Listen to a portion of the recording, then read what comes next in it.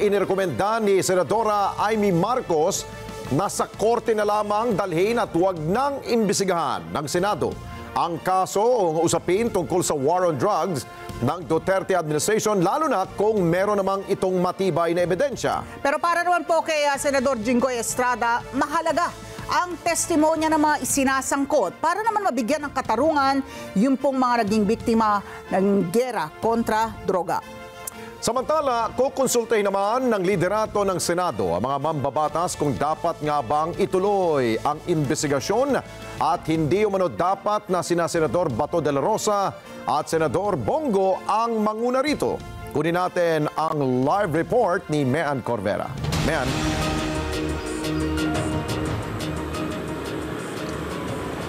Alex, iminumungkahi ng ilang senador na Committee of the Whole ng Senado ang mag-imbestiga sa issue ng war on drugs na una nang ipinapanukala ni Senador Ronald Bato de la Rosa.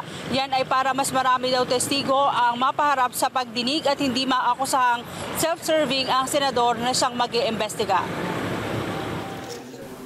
Nangangamba si Senador Amy Marcos na magbanggaan ng Senado at Kamara kapag itinuloy ang plano ni Senador Ronald Bato de la Rosa na imbestigahan ang kaso ng war on drugs sa ilalim ng Duterte administration. Hindi rin anya malayong makaladkad ang Senado bilang institusyon at maakusahan ng self-serving dahil nadadawit ang ilang senador. Mungkahi ni Marcos kung talagang may ebidensya laban sa mga idinadawit sa war on drugs, magsampa na lang ng kaso sa korte. Magkaroon ng Senate investigation, kinakabahan ako na masabihan na self-serving. Tapos mag-uumpugan lang kami ng ulo ng Congress. Ang akin kasi, maliwanag dapat na yung hatian ng trabaho ng tatlong sangay ng ating pamahalaan. Ang maganda siguro, palibasa marami na tayong nasakop ng mga katibayan, dalhin na natin sa korte kapag sapat na. Let's bring it to court so that hindi masabihan that it is partisan or self-serving or otherwise untruthful. Sa tingin ng senador, may sapat na ebidensya na lumabas sa Quad Committee hearing ng Kamara, kaya mas makabubuti kung gagamitin ito ng DOJ para maghain ng kaso. DOJ is competent at this point to make a case with the help of CIDG, with the help of the NBI. Perhaps prosecution is in order. Ang tagal na eh.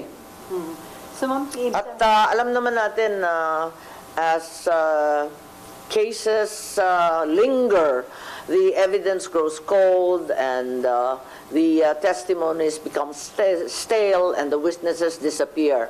So, kinakailangan dalian na talaga. Sa ating mga barangay. Una nang sinabi ni De La Rosa na handa siyang magsagawa ng parallel investigation sa kaso at hihimukin na humarap sa investigasyon si dating Pangulong Rodrigo Duterte.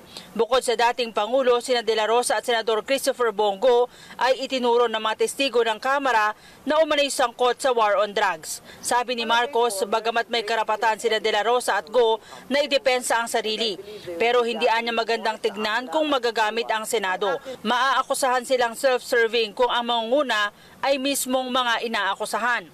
Sa pananaw ni Marcos, mahalaga ang mga lumabas na impormasyon sa Quad Committee, pero ang mahalaga kung ano ang maipapasang panukalang batas para hindi na maulit ang drug war. Palagay ko, there's a great deal of evidence that has already come forward. And I believe they will be gathering more sa AMLA at sa COA. Ang akin lang ganito, no? Kasi ang dapat natin balikan, ano talaga ang pakay ng legislative investigation. Dapat in aid of legislation. Hinahanap ko kung ano ang batas na papaltan, babaguhin, dadagdag para rito. So, yun lang ang iniisip ko. Sa ngayon, sabi ni Marcos, mahalagang balikan ang PNP modernization dahil kung mga pulis ang tinutukoy na nagkamali sa pagpapatupad na war on drugs, nariyan naman ang NAPOLCOM, Ombudsman at Korte na pwedeng maghain ng kaso. Dapat daw tignan ng IAS ng PNP dahil matagal nang sinasabi na wala itong bisa sa pag-iimbestiga. Parusahan na yan, para hindi na tayo ipasukin ng mga ICC na yan at kung sino-sino pa. Di mas maigi sana kung mas mabilis yung hustisya sa atin, di hindi na nakialam yung kung sino-sino. Ang bagal kasi, yan ang problema. So, huwag na natin pabagalin, diretso na natin sa korte at magsumigasig sila. Yung DOJ, pursue all these cases, file them as quickly as possible, and make certain that we have swift justice finally. Pero ang ilang senador, pabor na mag-imbestiga ang Senado. Sabi ni Senador Jinggoy Estrada, mahalaga ang testimonya ni Duterte sa pagtuklas ng katotohanan at sa pagtiyak na mabibigyan ng katarungan ang mga naapektuhan ng gera kontra droga.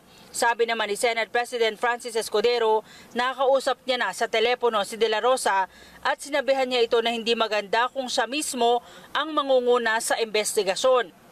Yan ay para hindi sila maakusahan na impartial at hindi patas ang kanilang pag-iimbestiga.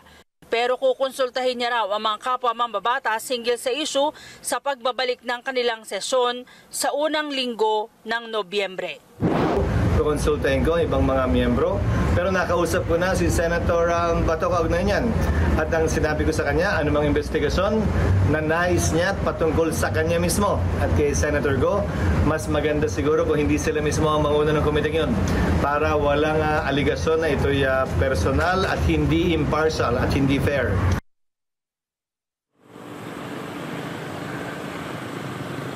Alex, sa ngayon ay wala pang naghahain ng resolusyon para imbestigahan niyang kaso ng war on drugs. Sabi ni Senate President Francis Escudero, personal silang magkikita ngayong weekend ni Senador De La Rosa para ipaalam yung mga consequences ng posibleng pag-iimbestiga sa kanyang sarili ngayong nadadawit siya mismo sa kaso ng war on drugs. Alex. Okay, Mayan, yung hiling ni Senate President Chis Escudero na kung maaari huwag silang manguna, itong dalawang senador, may tugon na ba dito si Senador Bato na mag-i-inhibit ba sila?